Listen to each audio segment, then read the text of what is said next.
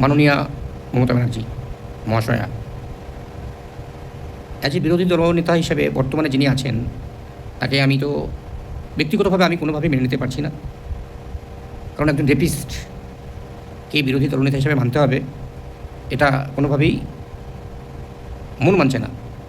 হয়তো আমার মতো লক্ষ লক্ষ কোটি কোটি মানুষ এটা মেনে নেবেন না, হয়তো আপনিও নেবেন না। তাই আপনার কাছে আমার রিকোয়েস্ট, আপনার দীর্ঘ রাজনৈতিক অভিজ্ঞতাকে কাজে লাগান। আপনার তৈরি করা তৃণমূলের সিম্বলে যারা আপনার মুখ দেখিয়ে যারা তৃণমূল থেকে জিতে বিধায়ক হয়েছেন এবং আপনার সঙ্গে বেইমানি করেছেন, তাদেরকে আপনি ছেড়ে দেবেন না। আপনার সমস্ত অভিজ্ঞতাকে আপনি কাজে লাগান। দয়া করে আপনি অন্য কারো বুদ্ধিতে কোনো কাজ করবেন না, যেটা এতদিন করে এসেছিলেন। কারণ আপনি একটা জিনিস চিন্তা করুন ম্যাডাম, যতদিন আপনি আপনার নিজের বুদ্ধিতে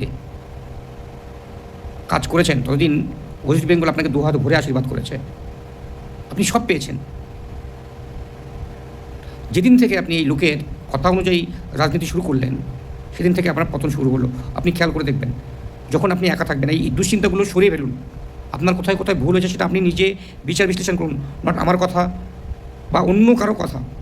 আপনি শুনবেন ঠিকই, কিন্তু বিচার করবেন নিজের বুদ্ধিতে। আপনি জীবনে প্রচুর ভুল করেছেন, প্রচুর প্রচুর প্রচুর ভুল করেছেন, মানে আপনার ভুলও কম নয়। কিন্তু আপনাকে যতটা আমি অসম্মান করি তার চেয়ে কোটি কোটি গুণ বেশি অসম্মান করি এই রেপিস্টকে। এটা আমার ব্যক্তিগত নয়, এটা আমার মতো কোটি কোটি মানুষের। এই রেপিস্ট নামক হারামজাদা কী করে বিধানসভার মতো জায়গায় স্থান পায়, এর দায়ও আপনার। লোকের কথা শুনে কাজ করেছেন আপনি, আপনি নিজের বুদ্ধিতে এগুলো করেননি। আপনি প্রচুর ভুলভাল কথা বলেছেন যেটা কোনোভাবেই বাস্তবের সঙ্গে মিল নেই। 1000 কেজি বাচ্চা হয় কখনো? কী ধর্মগ্রন্থ নজরুল লিখে গেছে প্রচুর। আমার টপিক সেটা নয় আজকে ম্যাডাম। আপনি যে ভুল কথাগুলো বলেছেন, আপনার প্রতি মানুষের যে বিশ্বাস ছিল সেই বিশ্বাসটা ধীরে ধীরে কেন চলে গেছে সেটা নিয়ে অন্য একদিন আমি কথা বলবো, যদি ভগবান বাঁচিয়ে রাখে আমাকে। আপনি কোথায় ইতিহাস পড়েছেন, ইসলামিক ইতিহাস পড়েছেন সেটাও আমার জানার দরকার নেই। আপনি কোন ধর্মকে বিশ্বাস করেন সেটাও আমার জানার দরকার নেই। এই মুহূর্তে সেই বিষয়টা খুব গৌণ। সে আপনি মুসলিম ধর্মকে আপনি বেশি গুরুত্ব দিতেই পারেন, এটা আপনার ব্যক্তি স্বাধীনতা। কিন্তু একজন রেপিস্ট সে কী করে বিধানসভার মতো একটা জায়গায়, বিধানসভার মতো একটা পবিত্র জায়গায় সে যায়, এটা নিয়ে আমার মতো হয়তো লক্ষ লক্ষ কোটি কোটি মানুষের মনের মধ্যে প্রশ্ন আছে। আর এই রেপিস্টগুলোকেই কেন আপনি টিকিট দিলেন? জানি আপনি টিকিট দেননি, আপনাকে সেই ঘুরে ফিরে একই কথা বলতে হচ্ছে। আপনি লোকের কথাই দিয়েছেন। এই লোকটা কেন প্রয়োজন পড়লো ম্যাডাম আপনার? আপনি নিজের চেষ্টায় নিজের বুদ্ধিতে 34 বছর শাসনের অবসান ঘটিয়েছিলেন। তাহলে আপনার নিজের বুদ্ধির উপরে একটু ভরসা ছিল না যে আপনি অন্য কারো কথায় রাজনীতিটা করছেন শেষকালে? একটু ভাববেন ম্যাডাম। আর এই অভিষেক ব্যানার্জি কেন করেন আপনি সবসময়? আপনার কাছে কি শুধু অভিষেক ব্যানার্জি সব? এই বাংলার প্রত্যেকটা মানুষ আপনাকে ভালোবাসতো ম্যাডাম, প্রত্যেকটা মানুষ। ব্যতিক্রম হয়তো যারা রাজনীতি করতো, যারা রাজনীতিতে দাঁড়িয়েছিল তারা বাদ দিয়ে, তারাও মনে মনে মানতো যে আপনি সঠিক মানুষ। তাহলে তারা কি আপনার কাছে আপন নয়? যারা আপনার এক কথায় তাদের জীবন পর্যন্ত দিয়ে দিত, তারা আপনার কাছে আপন নয়? শুধু অভিষেক ব্যানার্জি আপনার কাছে আপন? তাই ব্যক্তিকেন্দ্রিক নয় ম্যাডাম, সামগ্রিকভাবে ভাবুন। সবাই আপনার প্রিয়, সবাই আপনার সন্তানসম, ভাইসম, ভ্রাতৃসম, মাতৃসম। এই জিনিসটা মাথার মধ্যে নিয়ে আসুন ম্যাডাম। অভিষেক ব্যানার্জি আপনার ছেলে হোক, ভাইপো হোক, আত্মীয় হোক, সেটা ম্যাটার করে না। আপনি কাউকে ব্যক্তিগতভাবে ভালোবাসতেই পারেন, কিন্তু তার মানে এই নয় যে আপনি তাকে সব কিছুর বিনিময়ে সে ভুল কথা বললেও সেটাকে আপনি সাপোর্ট করবেন। ভুলটাকে ভুল বলুন, সঠিকটাকে সঠিক বলুন। সর্বোপরি এই রেপিস্টটাকে শুধু আপনি বিধানসভা থেকে তাড়ান। আর আপনার সঙ্গে আপনি তো বুঝেই গেছেন এতদিনে আপনার সঙ্গে যে কারা আছে কারা নেই।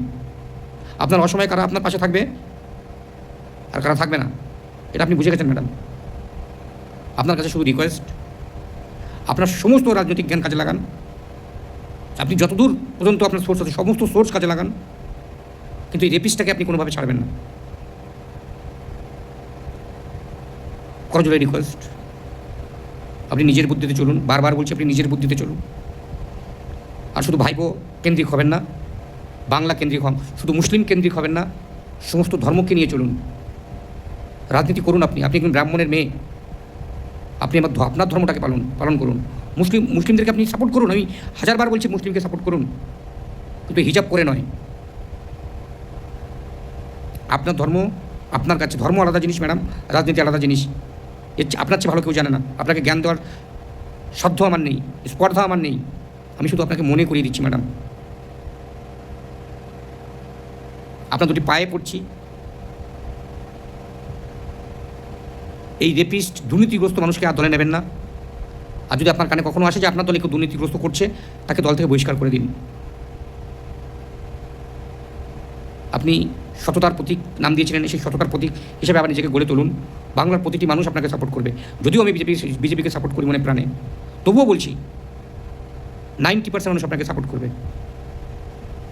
দেখুন, বাংলাতে এখন যিনি মুখ্যমন্ত্রী পদে আছেন, সম্মানীয় শুভেন্দু অধিকারী মহাশয়, একজন লড়াকু নেতা, আপনিও একজন লড়াকু নেত্রী। একজন যদি মানে ক্ষমতায় থাকে, একজন যদি বিরোধী থাকে না, তাহলে বাংলাটা অনেক এগিয়ে যাবে ম্যাডাম। বাংলার কথা ভাবুন, শুভেন্দু অধিকারীর নেতৃত্বে আর বিরোধী দলনেত্রী হিসেবে মমতা ব্যানার্জির বিরোধিতায় বাংলা আবার ভারত সভায় শ্রেষ্ঠ আসন লাভে বিশ্বাস আমার আছে। আপনার চেয়ে ভালো বিরোধী নেত্রী শুধু বাংলায় নয়, ভারতে নয়, সারা পৃথিবীতে কেউ নেই। আমি একজন বিজেপি সাপোর্টার হিসেবে গর্বের সাথে বলি, আপনার চেয়ে ভালো বিরোধী নেত্রী পৃথিবীতে কেউ নেই। আপনি শুধু জীবনে একটা ভুল করেছেন, সেটা হচ্ছে লোকের কথা শুনে রাজনীতি করেছেন। যতদিন পর্যন্ত আপনি আপনার নিজের বুদ্ধিতে রাজনীতি করেছেন, ততদিন পর্যন্ত বাংলার প্রতিটি ঘরে ঘরে আপনি নয়নের মণি হয়েছিলেন, দিদি হয়েছিলেন, কারো বোন হয়েছিলেন, কারো মেয়ে হয়েছিলেন। যেদিন থেকে আপনি আপনার নিজের বুদ্ধি খরচ করা বন্ধ করে দিয়েছেন, লোকের কথায় আপনি রাজনীতি করছেন, সেদিন থেকে আপনার পতন শুরু হয়েছে ম্যাডাম। রাত্রেবেলায় ভাববেন যে ছোটো ভাইটা কি বলল। সম্মানীয় শুভেন্দু অধিকারীর নেতৃত্বে সম্মানীয় মুখ্যমন্ত্রী, প্রাক্তন মুখ্যমন্ত্রী, বর্তমান বিরোধী দলনেত্রী হিসেবে আপনাকে দেখতে চেয়ে, সেই আবার বলছি, সম্মানীয় মুখ্যমন্ত্রী শুভেন্দু অধিকারীর নেতৃত্বে বিরোধী দলনেত্রী মমতা ব্যানার্জির বিরোধিতায় বাংলা আবার ভারতবর্ষের শ্রেষ্ঠ আসন লবেই লবে। আপনি সেই চেষ্টা করুন প্লিজ ম্যাডাম। ভাইপো কেন্দ্রিক হবেন না। বাংলার প্রতিটি মানুষ আপনার ভাইপো, ভাইজি, মা, মেয়ে, এদেরকে আপন করে নিন। আমি একবারও বলছি না আপনাকে যে আপনি অভিষেক ব্যানার্জিকে ছেড়ে দিন, ঝেড়ে ফেলে দিন, না। অভিষেক ব্যানার্জি আপনার কাছে কী অমূল্য রতন, হয়তো বা আমি বুঝতে পেরেছি, বা আমার মতো হয়তো অনেক বাঙালি কোটি কোটি মানুষও বুঝতে পেরেছে। আপনি তাকে ভালোবাসুন, সন্তানের মতোই ভালোবাসুন, রাজনীতিতে আনুন, কিন্তু তার কথাই শেষ কথা নয়, আপনার কথাই শেষ কথা হবে। আপনার বুদ্ধিতে রাজনীতি করুন। যতদিন বাঁচবেন বাঁচবেন, সুস্থভাবে রাজনীতি করবেন। কোনো ভুলভাল কথা বলবেন না মানুষকে নিয়ে আর আপনার মুখ দিয়ে। কারণ আপনি যা ভুলভাল কথা বলেছেন এক পর্যন্ত, আপনি হাসির পাত্র হয়ে গেছেন লোকের কাছে। আপনি হয়তো ভেবেছেন, মানে আপনাকে যারা বলিয়েছে তারা হয়তো ভেবেছে যে মানুষকে এইভাবে বললে মমতা ব্যানার্জি যে কত কিছু না ভেবেই বলে ফেলে। কিন্তু এটা মানুষ এখন অনেক চালাক হয়ে গেছে ম্যাডাম। মানুষ এটা ভাবে যে আপনি যে ভুলভাল কথাগুলো বলছেন, তার মানে আপনার সেই ক্যাপাবিলিটি এখন আর নেই, আপনি কথায় কথায় ভুল বলেন। তাহলে এই জিনিসগুলো আপনাকে ঠিক করতে হবে ম্যাডাম। 1000 কেজি বাচ্চা একটা সম্প্রদায়কে আপনার জন্য বেঁচে রয়েছেন না, এটা রাজনৈতিক কথা নয়। দেশদ্রোহী কোনো কথা বলবেন না। আপনি কি দেশদ্রোহী বলুন? আমি বিশ্বাস করি আপনি দেশদ্রোহী নন। তাহলে দেশদ্রোহীর মতো কেন কথা বলেন? কেন আপনি সেনাদের নিয়ে কথা বলেন? কেন আপনি ভারতের অভ্যন্তরীণ বিষয় নিয়ে মিডিয়াকে বলেন? বাংলাদেশে কে মারা গেছে আমি সব জানি। এই যে কথাগুলো ম্যাডাম প্লিজ বলবেন না। আমি জানি আপনার মানসিক অবস্থা এই মুহূর্তে খুব খারাপ, কারণ আপনার নিজের হাতে তৈরি জিনিস অন্য কেউ ভোগ করছে। শুধু ভোগ করছে না, আপনাকে দূরেই ফেলে দিয়েছে, ছুঁড়েই ফেলে দিয়েছে একটা পরিবার থেকে। মানে এটা আপনার হৃৎপিণ্ডের মতো, এটা আপনাকে বাঁচিয়ে রাখে। সেই জিনিসটাই আপনার কাছ থেকে ছিনিয়ে নেওয়া হয়েছে। আমি আপনার কষ্টটা বুঝি, কিন্তু আপনি মানসিকভাবে এতটাই স্ট্রং ম্যাডাম, আপনি শক্তিশালী হন ম্যাডাম। আবার বাংলার প্রত্যেকটা মানুষ আপনার সাথে আছে। Thank you madam. যদি আমার কথাগুলো আপনার কানে যায় কখনো কোনোভাবে, একটু চিন্তা করবেন রাত্রেবেলায় ছোট্ট ভাইটা কী বললো আপনাকে। আমি প্রচুরবার আপনার সঙ্গে দেখা করার চেষ্টা করেছি। আমি যখন আপনার এই যে নবান্নের আগে যে জায়গায় ছিল আর কি, আমি গেছি, আমার কাছে সেই কার্ডও রয়েছে। দেখা করতে পারিনি ম্যাডাম আপনার সঙ্গে। একজন সাধারণ মানুষ আপনার সঙ্গে দেখা করতে চায়, এত ফর্মালিটিস কেন থাকবে? একে বলো, পুলিশকে বলো, তাকে বলো, হ্যান বলো, ত্যান বলো। হ্যাঁ, কিছু ফর্মালিটিস অবশ্যই থাকার দরকার আছে, সেটুকু মেনটেন করুন। মানুষের সঙ্গে মিশুন। মানুষের পালস আপনার চেয়ে ভালো কেউ বুঝতো না, কিন্তু এখন আপনি বোঝেন না ম্যাডাম। এখন আপনি বোঝেন না মানুষের পালস। মানুষ কী চায় সেটা আপনি ভুলেই গেছেন, সেটা আপনি জানেনই না, এখন বুঝতেই চান না।